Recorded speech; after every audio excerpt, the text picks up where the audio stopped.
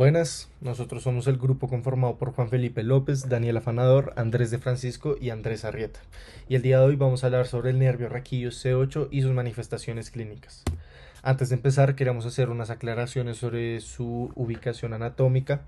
Como se puede ver en la imagen, en la región cervical los nervios espinales salen por encima de su vértebra correspondiente, es decir, el nervio C2 sale por encima de la vértebra C2 o la axis y el nervio C3 sale por encima de su vértebra C3. No existe como tal una vértebra C8, por lo que el nervio espinal C8 nace por debajo de la vértebra C7 y por encima de la vértebra T1. A partir de la región torácica, todos los nervios espinales nacen por debajo de su vértebra correspondiente. Aquí, como se puede ver, el nervio espinal T1 sale por debajo de la vértebra T1. Ahora voy a hablar sobre el trayecto del C8. Al salir de la médula espinal, junto con el nervio T1, el C8 forma parte del plexo braquial, el cual es un grupo de nervios que van desde la parte inferior del cuello a través del área de la parte superior del hombro. Al unirse con el T1 se forma el tronco inferior de este plexo y al seguir su recorrido sufre una división anterior, formando así el fascículo medial del plexo braquial, que tiene raíces nerviosas del C8, T1 y el C7. Este fascículo medial sufre múltiples ramificaciones, las cuales voy a explicar ahorita. Primero es el origen de los nervios pectorales mediales, que dan inervación motora al músculo pectoral mayor y a la porción esternocostal baja del músculo pectoral mayor. Después está el nervio cutáneo braquial medial, que da inervación sensitiva de la piel en la porción inferior del lado medial del brazo. Después está el nervio cutáneo antebraquial medial, que da inervación sensitiva de la piel del lado medial del antebrazo.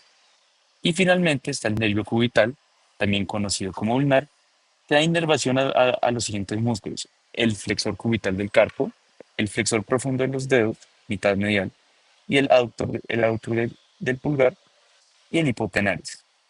El C8 también se responsabiliza por la flexión de los dedos y es el principal actor de esta acción. Ahora vamos a hablar de los síntomas de este nervio cervical 8. Primero, recordar los diferentes movimientos que caracterizan cada uno de los nervios desde el cervical 5 hasta el torácico 1. Primero tenemos una flexión del brazo con el C5, luego con el C6 una extensión de la muñeca, con el C7 una extensión del brazo y finalmente en el C8, el que estamos analizando, movimiento característico es la flexión de los dedos. Pero para esto tenemos que observar este esquema de hermatomas y miotomas, que es muy importante para localizar lesiones en la médula espinal, en las raíces nerviosas y pues evaluar la función que tienen los nervios espinales. En este caso el C8 se caracteriza por tener una sensibilidad en el borde medial del antebrazo y de la mano, específicamente los dedos meñique y anular son los característicos para evaluar la flexión de los dedos.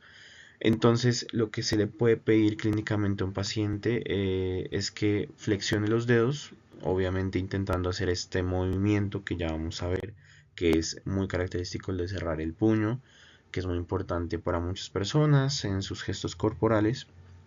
Y si no lo puede hacer, evidentemente se identifica inicialmente una pérdida de fuerza en la mano y no tener la capacidad de flexionar los dedos. Pero además de eso también se puede evaluar la sensibilidad del meñique y del anular.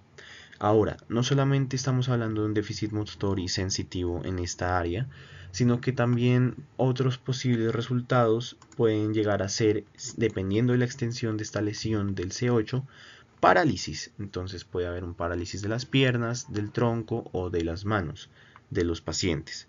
Es muy importante destacar que siempre conservarían el movimiento de los hombros y los brazos si se trata de una lesión del C8. Finalmente, resaltar que en este caso es muy difícil evaluar una lesión del C8 mediante reflejos, porque eh, los reflejos, principalmente en las otras nervios, como el C5, C6, se puede evaluar el reflejo bicipital, el tricipital en el C6, C7, pero en el C8 no hay un reflejo específico. Por eso es que es importante evaluar clínicamente mediante este movimiento de flexión, eh, mediante este movimiento de flexión. Tipos de lesiones que pueden afectar el nervio espinal son trauma, hernia discal, infección o compresión por tumores. Trauma y hernias discales son las razones más comunes por las que un nervio espinal se puede estar viendo lesionado. El trauma usualmente se da en accidentes automovilísticos, aunque también se puede ver debido a apuñalamiento o disparo. En cuanto a infecciones que afectan el sistema nervioso central, dos ejemplos son la meningitis o la encefalitis. Por último, algún tumor que debido a su ubicación está comprimiendo el nervio espinal o, en caso C8, el plexo braquial. Aquí se puede ver en un corte axial cómo luce una hernia discal. Un disco intervertebral se hernia y comprime, aquí se puede ver el nervio espinal. Y aquí así es como se ve en una resonancia. Esto es C7, esto es T1 y aquí se puede ver una compresión, lo que es una hernia discal. Ahora vamos a pasar al diagnóstico de la lesión del nervio C8. Hay cuatro formas principales para identificar la lesión. Primero, se puede realizar una evaluación clínica. Segundo, realizar pruebas de imagen. Tercero, haciendo una electrofisiología. Y por último, con un diagnóstico diferencial. Ahora, uno por uno, la evaluación clínica se divide en dos formas. Como ya explicó Juan Felipe antes, con los síntomas que reporta el paciente, que pueden ir desde debilidad en la mano y el antebrazo, hasta dificultad para realizar movimientos de agarre fino, entumecimiento o parestesia en el dedo meñique y anular. Por otro lado, realizan una exploración neurológica, la cual evalúa los músculos inervados por el C8, como los flexores de los dedos y los músculos intrínsecos de la mano. Se revisa la presencia de reflejos como el flexor de los dedos, que puede estar disminuido o ausente. También realizando pruebas de imagen, que son tres principalmente. Una resonancia magnética que permite visualizar posibles compresiones, hernias discales o lesiones en la médula espinal y raíces nerviosas. Segundo, una radiografía de la columna cervical, que es muy útil para descartar fracturas, luxaciones o signos de degeneración ósea que puedan afectar la raíz del C8. Y por último, una tomografía computarizada que puede ser muy útil si se sospecha de fracturas o lesiones óseas. Por otro lado, con la electrofisiología se divide en dos. Primero, la electromiografía, la cual evalúa la actividad eléctrica de los músculos inervados por el C8, y por otro lado, la velocidad de conducción nerviosa, que determina la funcionalidad de los nervios afectados y localiza el sitio exacto de la lesión. El tratamiento de un nervio espinal lesionado puede ser cirugía, fisioterapia o medicamentos. Todo esto, por supuesto, dependiendo del tipo de lesión que sea. Si es un trauma, se puede usar injertos de tejido nervioso. Si es una hernia discal o un tumor, lo que se busca es hacer una cirugía para descomprimir el nervio afectado. Por último, si es una infección, se usan medicamentos como antibióticos para combatir a la enfermedad que está afectando el sistema nervioso central.